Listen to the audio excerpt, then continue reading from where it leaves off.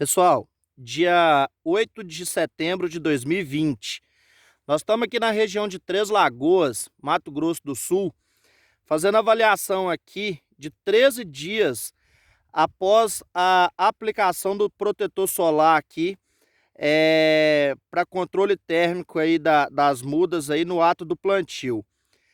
Então, pessoal, esse vídeo basicamente só para a gente explanar aí a questão da grande dúvida que o setor tem em relação aí ao produto, se ele trava ou não trava o plantio aí em função dessa película que ele forma aqui na superfície da folha.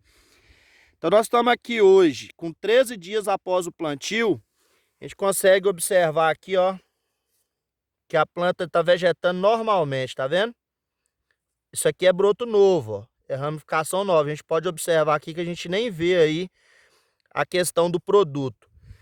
Então isso aqui está mostrando aí, ilustrando para nós que o plantio ele está evoluindo normalmente. A gente sabe que a gente vai fazer as medições aqui ainda, mas é o acompanhamento que a gente entende que tem que fazer aí da evolução do processo. Pode vir aqui na muda da frente, ó. Vendo? Ó, começou a vegetar normalmente. Ó, próxima muda. Ó, o brotinho novo, tá vendo?